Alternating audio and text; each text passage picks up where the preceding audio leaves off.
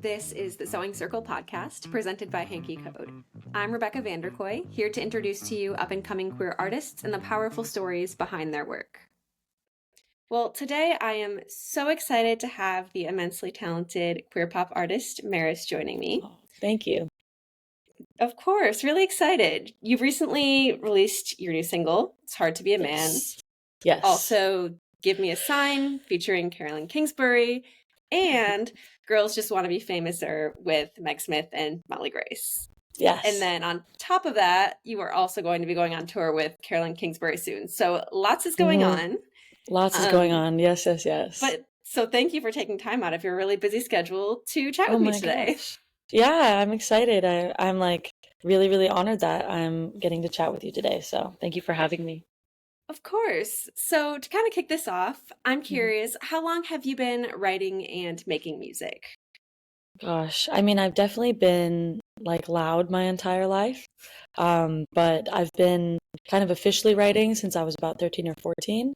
But I've always, ever since I was like a little kid, I would have like just pages and pages of like lyrics and kind of I would like that's how I kind of process my life. So I would walk around my yard and like just sing to myself about everything that was happening in my life and trying to like figure out my little place in the world. And so I think since before I can remember, I've been using music as like an outlet for that.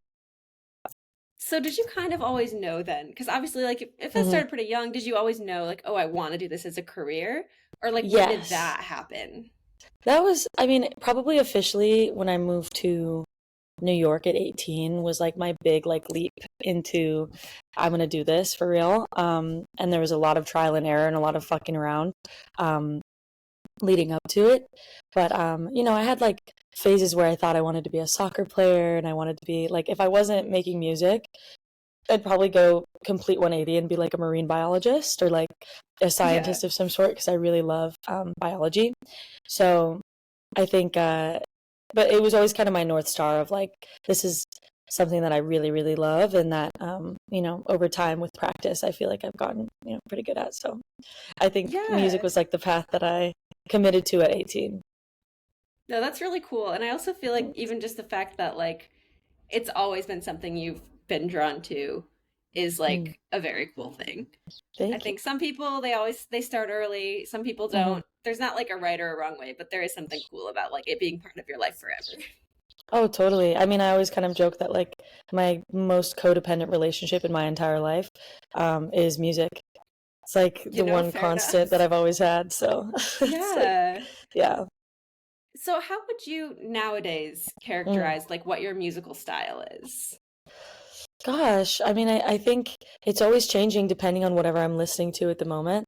And whatever's like oftentimes I'll go in with a producer and we'll start like the track, like the instrumentation before I start the lyric because it's kind of nice to like know where like build the soundscape so then I can see where like what stories this soundscape would kind of be soundtracking.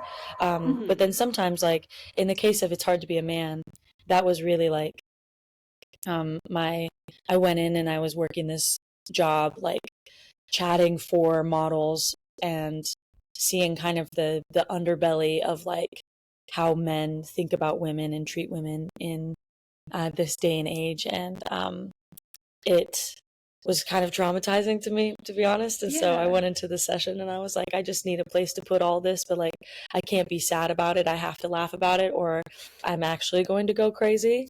And so it was like, it kind of depends on whatever I'm listening to and however I'm feeling and like what I need to talk about. But luckily I found myself in being independent, like there's not a lot of people who can tell me what my sound needs to be.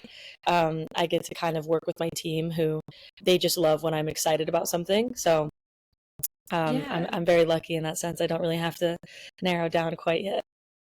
No, that's really nice that you have the freedom to kind of just explore what you want to explore and like tell the stories you want to tell or like try different things without having someone telling you like you can't do that. Totally. I'm super grateful. Yeah. So obviously you mentioned, your latest single, and I'm curious, are there any particular projects that you're like really especially proud of? Well, thus far, I only really have like one small body of work officially. My OG fans know I've released, like, I wrote and produced a garage band album by myself in like 2016 or something. But I haven't had the opportunity yet to really divulge into a full body of work. But I have like this like secret album that I used to hand out the QR code to at shows that has a collection of songs I'm pretty proud of. But even that has evolved since we were on tour because I'm writing so much. So um, I'd say the body of work that I'm most proud of is the one that I have yet to release. That's a good place to be, I think. Yeah, I agree. So obviously we were talking a little bit about kind of like what can like inspire your work, what Mm, you're going through, or just different mhm, things that you're listening to. And I'm curious, kind of like what else can inspire you, whether that's other artists or other mm. art or anything else, really. I mean, I'm inspired by the legends, like I love Freddie Mercury. He's my lock screen on my phone. Where's my phone? Um, Amazing. Freddie Oh, Mercury I at love Live it. Aid is like Yes. my kind of North Star in some ways. I'm also, yeah, I mean, mainly it's just a documentation of like my life, but I'm really inspired by like Elton John and Lady Gaga. I love Whitney Houston. I love Prince.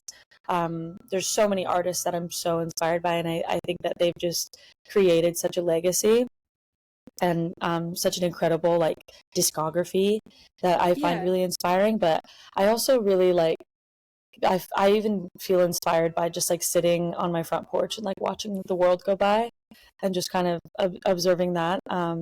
Recently, I've been listening to like some more classical pieces just because, I like will get bored with a genre eventually, and then I'm kind of like I need to find something new. And recently, classical's been like scratching the itch, which has been good, but or itching the scratching the itch. Um, but yeah, I think I'm kind of just inspired by like movies and my friends and like when I talk to my friends about what's going on in their lives and um but my life has been a little chaotic recently, so my life has definitely been like the main inspiration for things. That makes sense. Yeah, So, kind of switching gears slightly a little bit, I guess. sure. Something that I always like to ask people on this podcast is Mm. what does queerness in your work mean to you personally? Mm. Queerness to me in my life and in my work kind of is so much deeper, I feel like, than sex, which another really big inspiring thing for me like is sex and like good sex particularly, but like Yeah, I suppose bad sex could be inspiring, but right. queerness to me is so much more than like sexuality. I feel like it's just a feeling or a way that you move in the world or a way that you see things that is maybe not what is societally typical or held up. I also kind of really believe that like everybody's a little bit queer. Um, but obviously, like as we know, it's a spectrum and an experience that everybody. I also think it's really fluid, and I think in different times of your life, you're craving different things out of that area of your life. So in my art, I mean, my song "Give Me a Sign" is inspired by and was written at a time when I had this girl, and we had gone on like what some may consider dates, but as I'm sure, assuming you're also queer, Yeah. as a queer girl would know, like it's hard to differentiate when somebody's like a girly pop and when they're like trying to get down and like, make Yeah, out no, and definitely. get to know you better. But I like Give Me a Sign was this feeling of like, please just like give me a signal, put a bat symbol in the sky that like you want me to make a move because I also think queerness because of we've made a lot of progress, but because of some of the prejudices that some people have and these built-in like systemic oppressors of queerness and of queer people um, everywhere across America, like I think there's some trauma with not wanting to be perceived as like a predator when you're a girl. Yeah. Also, like knowing how it feels to be pursued by men in like a predatory way. There was not a part of me that wanted to make this girl that I found so amazing and so beautiful and so cool, and I wanted to hang out with her all the time. Like, there was no part of me that wanted to make her feel like I was you know, pursuing her like a man. So, Yeah, absolutely. yeah, Give Me a Sign was like this really kind of, the verses were what I started with, because I was like, I'm not just one of the girls, but I'm also not like one of the guys. Like, I'm not trying to like be nasty to you. Like, Yeah. so I think queerness inspires my work in so many ways. I also like look up to a lot of queer artists who kind of trailblazed the way, which is, you know, incredible, but also so scary, I'm sure, especially at the time, to like come out as queer and to be queer and to exist and to have to keep your identity, or that massive part of your identity, a secret, and to write gender neutral songs because you don't want Yeah. anybody to know. Like, I think queerness is in everything. Yeah. No, I completely agree with you. I think definitely like a lot of times what I've realized is like maybe someone who isn't queer, I think like looking in it can sometimes be like, oh, this is just about like sex and sexuality. Like obviously that is Mm-hmm. part of it, but I For sure. think you're so right in that like it just kind of touches everything and like how you move through the world and how you see things. And like it Mm-hmm. definitely comes through in your music, and especially the song you're mentioning, I feel like is such like a relatable experience that so many people Totally. have. Where are you from? So I'm originally from like a really small town in Okay. Michigan. So you know Um, the vibe of like, we don't want people talking yeah, about you got to be our sex careful. lives, because yeah, you got to be careful. Yeah. Yeah, exactly. Now I'm in New York, so it's definitely much Hey. different. Oh, I used to live in But New York. I was in Crown Heights. oh, nice. Okay, you're First, you're in LA now, or I am Los okay, Angeles. Yes, yes, yes. nice. So when did you make Yeah. that like move from New York to LA? Well, it was 2021. 2020, I was living in New York. I Yeah. opened Brooklyn Bowl for Macy Gray, and then COVID, literally March 10th of 2020, I opened Brooklyn Bowl, Oh no. and then people were passing out on the train. There were trucks full of bodies in fucking Queens, Yeah. and it was so like, I was at the time I was selling speakers at Sonos, and I was also a full-time nanny, Oh and wow. so I was like, both of my jobs were like, we don't know what the fuck is happening, so kind of Right. lost those jobs, and um moved out to Montana to be with my family again, because my whole family's in Montana. So I Okay. stayed with my parents for like 8 months or something crazy, and was like trying to find online work, but also was getting those stimmies, which were honestly the only reason I was able to move to Los Angeles, was because I was getting those stimulus checks and like able to Yeah. kind of save up and get a little nest egg going so I could move my life once things started to clear up. So Right. 2021, I moved down to LA. Nice. And Yeah. you've been there ever since. And I've been here. Well, I've been here, but I've also been like traveling a lot, which is good for me. Yeah, I that think makes if I was just here sense. all the time, I'd get a little restless. That's understandable. Mm. Which, speaking of traveling and like Hmm. touring and all of that, I'm sure like touring is definitely on your mind with your upcoming tour with Caroline Kingsbury coming up. Yes, And I'm yes. wondering, what do you enjoy most about touring?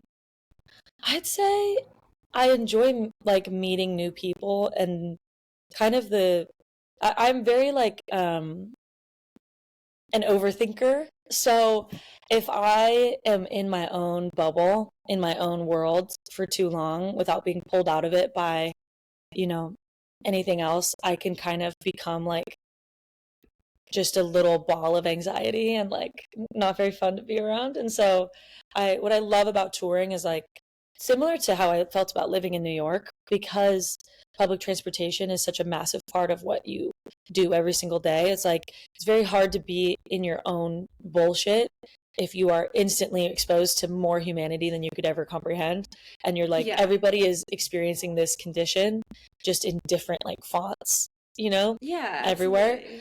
And so touring, I feel like, has just opened my eyes. I feel so lucky to have get to traveled, and have got to like, I've seen the United States, I've seen Europe, I've seen all these places, and I feel like it's just like such a gift to get to see how other people live, and get to experience like walking in someone else's shoes. So I'd say my favorite part of touring is the people that I meet. I just love it. Oh yeah, that's really cool. Yeah. Are there any shows that you've done that like especially stand out as like extra special shows to Mm. you? I feel like all of them are special for different reasons because my fans are really like crafty and Yeah. they will bring like gifts that they've made based off of the music, which is so like special and sweet and cool because I'm like, oh my God, you were really Yeah. listening. Like you really liked that lyric and I like you made something because of it. Um, so all of the shows have kind of been amazing for different fan projects too. Like, um, I was opening for Mod the Tour a couple months ago, and in Boston, Quinn, one of my fans, and Elliot, Quinn cut out all these little red confettis, and then they handed them out to all these people, even people who didn't know me, and they were like, when she's sitting on the ground singing the sad song, because I have like one ballad in my set, she's sitting on the Yeah. ground singing the sad song, put this over your flashlight. So I was sitting on the ground and I look up to sing Chameleon, which is like my one sad song, and just all of the flashlights in the crowd had the red paper over it, so it just looked like a sea Aw. of like pink stars like moving back and forth. And so there's like moments like that, or like in gosh, I believe it was Kansas City. These girls got all these little cutouts of these little stars that said, I do this bit where like you give yourself a hug and you say, I love you just the way you fucking are, bitch, like after Chameleon. And these girls all handed out these little signs that said, I love you just the way you fucking are, bitch. And they handed them to me during Give Me a Sign. And Aw. yeah, so it was like, there's so many special, beautiful moments. But I think the show that's going to change my life like 1,000%. I think this tour is going to be really amazing, and I'm excited to play co-headline shows with Caroline. Like we're going to pass the show back and forth the entire time. Oh, It's cool. going to be like Okay. very like theatery, campy. Yeah, I love that. But yeah, it's going to be so much fun. You got to come.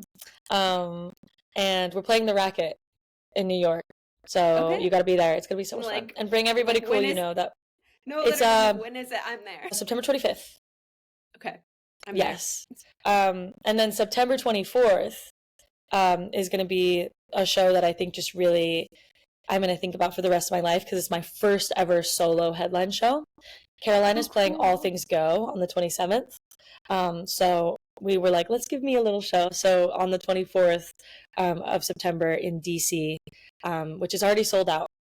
So it's going to be so crazy. Awesome. It's just going to be a little club packed full of like my little freaks. I'm so excited. Oh, that's So amazing. That's yeah, so that show's exciting. going to change my life. I already know. Yeah. Oh, that's so exciting. Also, I think it's Thank like you. so special. Some of the like different fan projects and stuff. I feel like that's just like such a cool way to see like a tangible way to see like how your music is impacting and touching people. It has to Totally. be like such a special feeling. Oh, it's so special. It's crazy because some of these songs I've written at like the lowest moments of my life, and Yeah. so then to see people crying to Chameleon and being like just feeling the kind of resonance, I guess, or like that connection of Yeah. like the condition. Kind of going back to the same thing. I think that's my favorite part is like connection and being like we're all Absolutely. experiencing this crazy thing. Like we're all experiencing the human condition and the Yeah. only thing we can really do is like be compassionate and see each other in those moments, even in the Absolutely. darkest Yeah. moments. So yeah, it's special. I agree. Obviously you mentioned a couple songs that you've Hmm. done live, but I'm Yes. curious, are there any particular songs that you like really enjoy performing live? Oh gosh. Probably Mary and I is like one of my favorites to perform live, because it's just like crazy psycho energy. It's like Yeah, it's a fun one. um I get to run around. It's also one of my drummer's favorite songs. And so when I look back at him and he's playing it, he's like just got the biggest like grin on his face because he loves it so Aw, much. So probably Mary and I are like saltwater taffy is really fun because we do like hands up and then everybody's like doing this together. And it's a good moment at the end of the set for me to help everybody do a little stretch because, there you go. we're all tight, we're all tense. So Yeah. probably those two. Oh, nice. Yeah. So kind of speaking again, just like more to touring, is there a dream venue that you like would especially love to play someday? So many. Probably like Radio City Music Hall will be a big one when I get there eventually, because that's so legendary. So many crazy things have happened there. So I'm gonna lock it in. I'm gonna say Radio City Music Hall. Speaking it into existence, it's going to happen. Yeah. I also want to sell out the Troubadour. Oh yeah. That would be cool. Add it to the list. It'll happen. Add it to the list. Yeah. So, is there anything else? Obviously, we were talking about this tour, which is super exciting, but is there anything else new and exciting on the horizon for you that you want to talk about? Honestly, I mean, I'm gonna try to put out a Christmas song this year, which is exciting. Ooh, yeah. I am from a dynamic family, so it's not a happy Christmas song, but it's, I think, still has that holiday spirit, maybe just in a different way. So I'm excited for that. Songs like that. Exactly, I think so too. So yeah. Other than that, it's just more and more music. I have a bunch of music ready to come out next year, and Awesome. I'm trying to work it to the place where I can put out an album, but it's just got to be the right time, you know? Awesome. But yeah, mainly that we're touring. Like, come see us live. It's going to be the best time ever. I'm so excited. Oh, yeah. Amazing. Well, thank you so much for joining me. Yes, I of hope course. that this tour is fantastic. Thank you. I can't wait to see what you do next and hear the next things that you release. Thank you, Rebecca. That means the world to me. Have a good rest of your day. Thank you for having me.